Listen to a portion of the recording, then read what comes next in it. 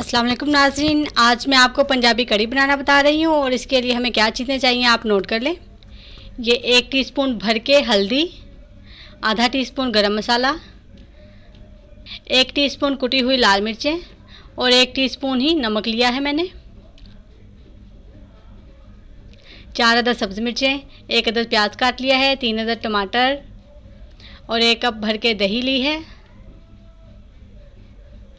1 tablespoon इमली को मैंने पानी में भिगो लिया है और ये बेसन हम तकरीबन 5 टेबलस्पून इस्तेमाल करेंगे।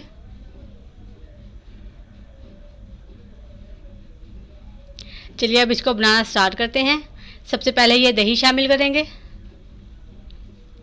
दही शामिल करके इसको हम फेंट लेंगे ताकि इसकी गुठलियाँ ख़त्म हो जाएं। अब इसमें मैं थोड़ा सा पानी शामिल करूँगी।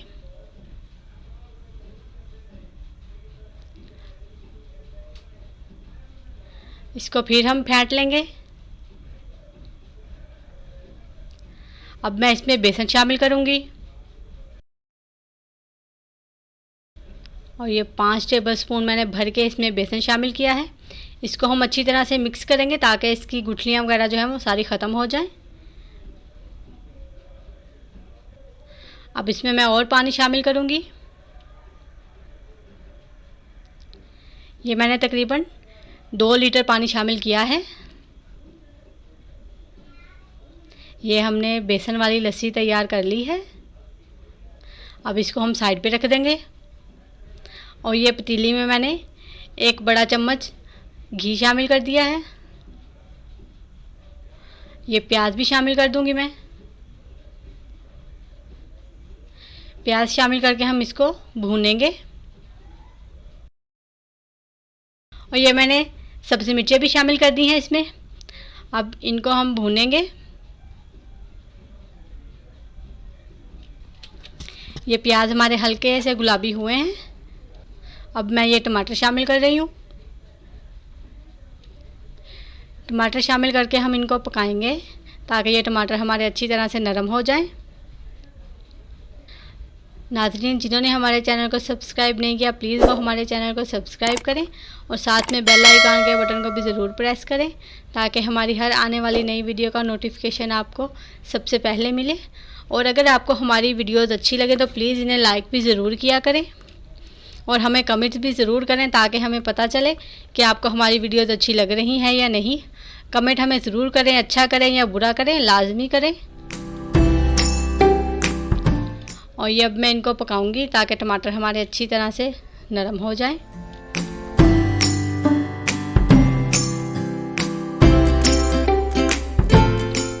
ये टमाटर हमारे नरम हो गए हैं। अब मैं इनमें मसाले शामिल करूंगी। गरम मसाला हम अभी शामिल नहीं करेंगे, अभी ये हल्दी, नमक और मिर्चें शामिल करेंगे। ये शामिल करके हम इनको थोड़ा सा भूनेंगे।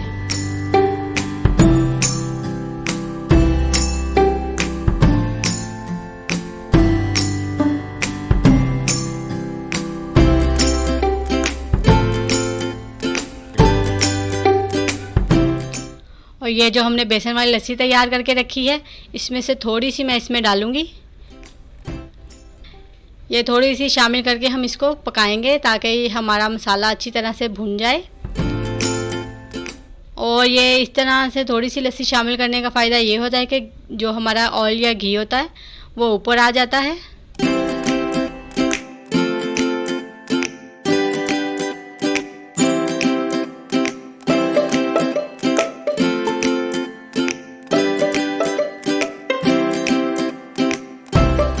ये मसाला मैंने भून लिया है और इसका ऑयल भी नज़र आने लग गया है। अब मैं इसमें ये लस्सी शामिल कर दूंगी। लस्सी को हम हिला लेंगे, मिक्स कर लेंगे और फिर शामिल करेंगे ताकि जो बेसन नीचे बैठ गया है वो फिर से मिक्स हो जाए।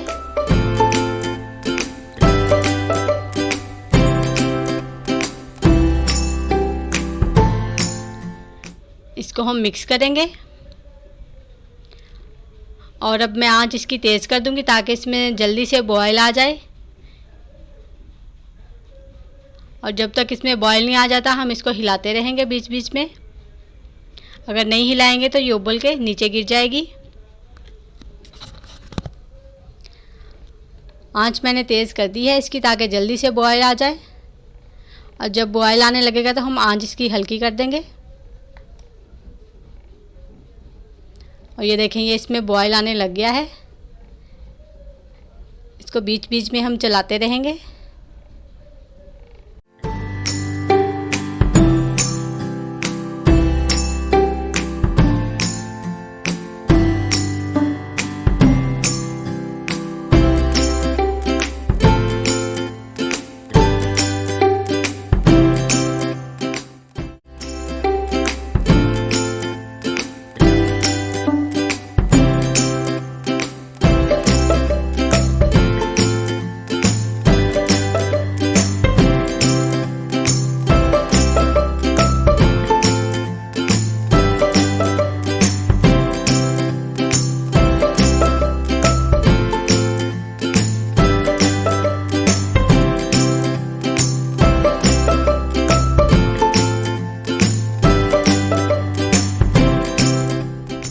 और ये देखें, ये इसमें बॉयल आ रहा है। आंच मैंने इसकी स्लो कर दी है बिल्कुल,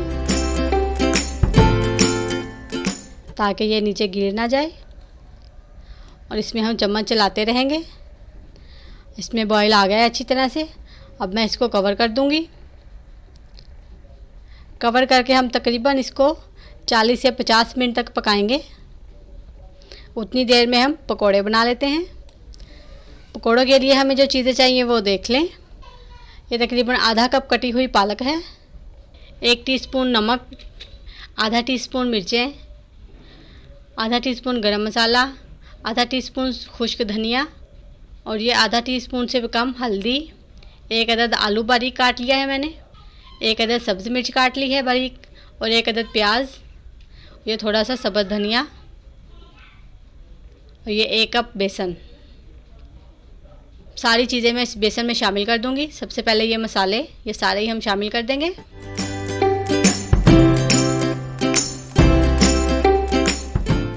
और ये वेजिटेबल्स, ये भी शामिल कर दूंगी। ये पालक भी हम शामिल कर देंगे। इसको अच्छी तरह से मिक्स करेंगे। अब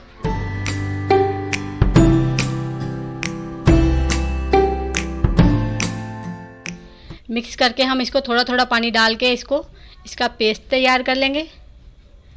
एकदम से ज़्यादा पानी नहीं डालना, वरना पतला हो जाएगा। थोड़ा थोड़ा पानी डाल के हम इसका पेस्ट तैयार कर लेंगे।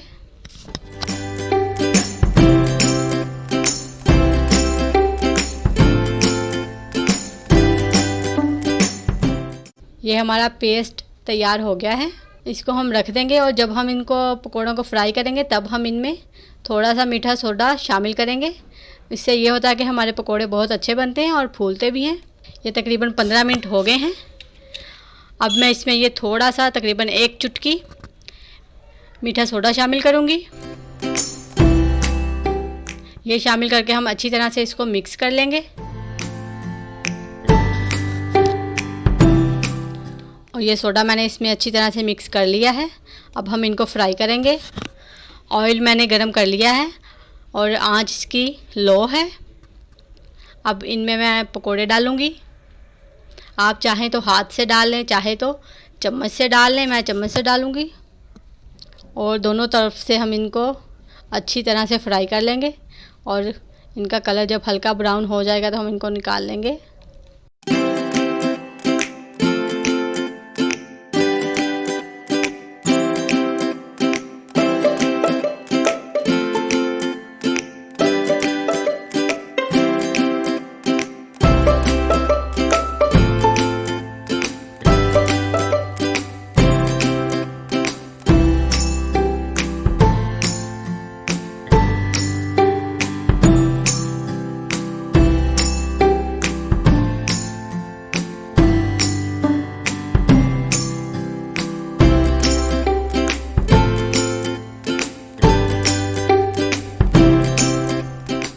ये देखिए, ये दोनों तरफ से पक गए हैं। अब मैं इनको निकाल रही हूँ। इसी तरह हम सारे पकोड़े तैयार कर लेंगे।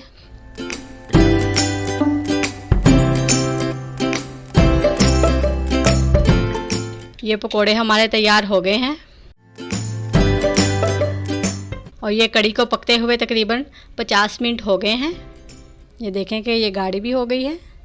अब इसमें जो इमली मैंने भिगो के रखी थी उसकी गुठलियाँ निकाल लूँगी और ये इमली का पानी हम इसमें शामिल करेंगे।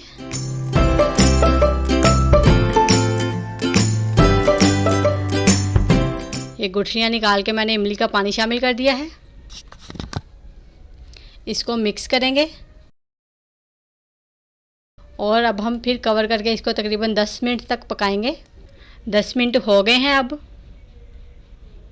और ये देखें ये हमारी कड़ी तकरीबन तैयार है। इसमें बबल आने लग गए हैं। 1 घंटा हो गया है इसको पकते हुए। अब मैं इसमें ये आधा टीस्पून गरम मसाला शामिल करूँगी। गरम मसाला शामिल करके हम इसमें सब्ज़ धनिया भी शामिल कर देंगे। अब इसको मिक्स करेंगे अच्छी तरह से।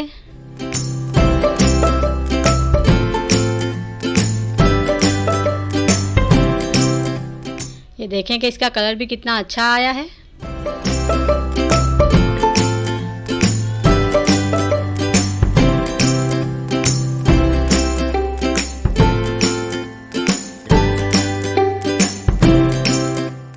और अब आंच मैंने इसकी बंद कर दी है और ये पकोड़े जो हमने तैयार किए थे वो भी शामिल कर दिए हैं।